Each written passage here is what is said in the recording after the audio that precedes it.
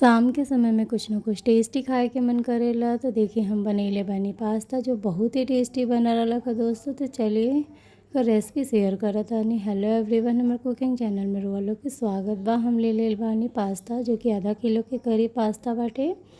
500 gram pasta के packet बाटे। Pasta के पानी चढ़ा देले रहनी कढ़ाई में गरम होएला। पानी मतलब कि थोड़ा सा सुसुम हो गल बा तो वही में हम पास्ता डाल देले बानी। थोड़ा सा सरसों के तेल डाल के ढक देवत हई।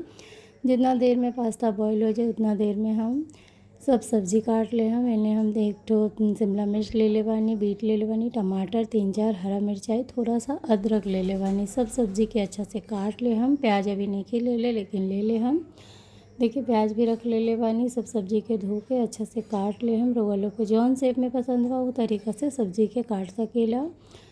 हम छोटा बड़ा साइज़ में थोड़ा सा सब्जी के काट ले हुआ तानी। सारी सब्जी के कटला के बाद गाजर और बीट के कद्दूकस कर ले। हम काहे कि गाजर और बीट कद्दूकस करके डाले से ज़्यादा अच्छा रहेला।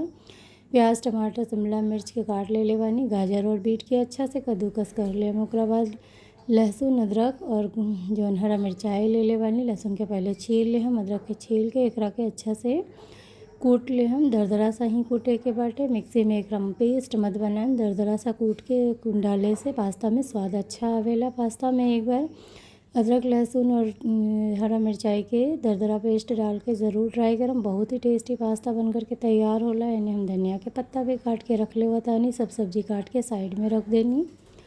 अब देखिए इन्हें पास्ता भी हमारे तकरीबन उबल चुकल बाटे। पास्ता चेक कर ले हैं कि कितना बॉयल भइल बा। देखिए पास्ता भी उबल गल बा। पास्ता के उबाल के गैस के फ्लेम ऑफ कर देले बानी।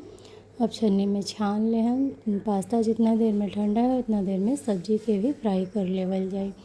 पास्ता बहुत ही खिला मतलब कि उबलल बाटे। एक दूसरे से चिपकल नहीं के तेल डाल देवे से यही बेनिफिट होला।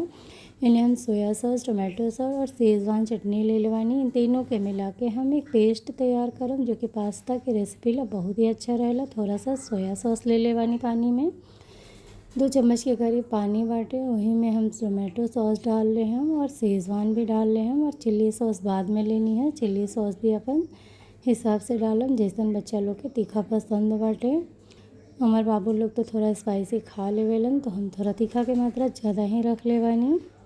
देखिए इन्हें कढ़ाई गैस पे चढ़ा देले बानी। चारों तरफ कढ़ाई में तेल फैला दे। हम सरसों के तेल या रिफाइन तेल जौन तेल में बनावे चाहतनी ऑप्शनल बाटे।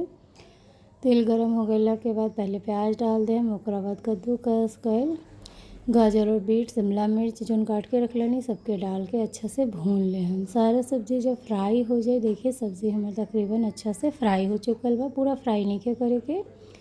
ओकरा बाद पास्ता भी डाल दे हम। अगर रेसिपी थोड़ा सा भी अच्छा लगे तो चैनल को लाइक शेयर सब्सक्राइब करें। वीडियो में कमेंट करें कि वीडियो कैसन लागल। अदरक लहसुन हरा मिर्चाई के जो दरदरा पेस्ट बा वो डाल देनी और सॉस के जो पेस्ट बनेले रहनी वो भी डाल दे हम। अब हमें थोड़ा सा हम चलिए मैगी मसाला भी ऐड कर देवत हनी जो कि पास्ता के जान होला। पास्ता मसाला ना डालम, मैगी मसाला ही डालम जैसे कि पास्ता के स्वाद बहुत ही अच्छा आवेला। अब कढ़ाई के पकड़ के सारा मतलब पास्ता के अच्छा से भून ले हम। और ये पास्ता हमारे तकरीबन तैयार हो चुकल बा। थोड़ा देर मतलब कि भुनाई कर ले हम। ओकरा बाद धनिया के पत्ता डाल दे हम। और थोड़ा सा पास्ता मतलब कि थोड़ा सॉसी बनावे से ज़्यादा स्पाइसी बनेला और मतलब कि थोड़ा गीला गीला रहेला तो अच्छा लागेला खाए में। सूखा पास्ता जैसे कि खाए के समय अटके लागेला, यही से थोड़ा सा पास्ता के गीला ही बनावे चाहिए ताकि बहुत ही टेस्टी पास्ता बन कर के तैयार होला। तो देखिए हमारे पास्ता तकरीबन अब तैयार हो चुकल बाटे। गैस के फ्लेम ऑफ कर देले बानी। और हम कुकर में आलू भी चढ़ेले बानी। रात के खाना के भी तैयारी हो रहा बा। शाम के नाश्ता तैयार हो गई बा पास्ता। तो नाश्ता में पास्ता की रेसिपी कैसन लागल बा कमेंट में ज़रूर बताएं। हमारे बाबू के डिमांड पे बनैनी है पास्ता। चलिए बाबू के बुला के टेस्ट कराएं और बाबू बताइएंगे पास्ता कैसन बनल बा। ऐसे तो बच्चा लोग हमारे स्पाइसी थोड़ा खा लेवल। बड़ा बाबू को इतना पसंद नहीं है लेकिन छोटा बाबू को बहुत ही अच्छा लगेला पास्ता। देखे में जितना टेस्टी लगा था खाए में उससे भी ज़्यादा टेस्टी बना रहा था।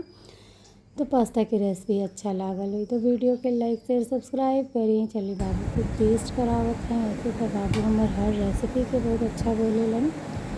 तो चलिए बाबू मतलब कि बताइए कि कैसन लागल पास्ता। तो बाबू के बहुत ही टेस्टी लागल रहा था पास्ता।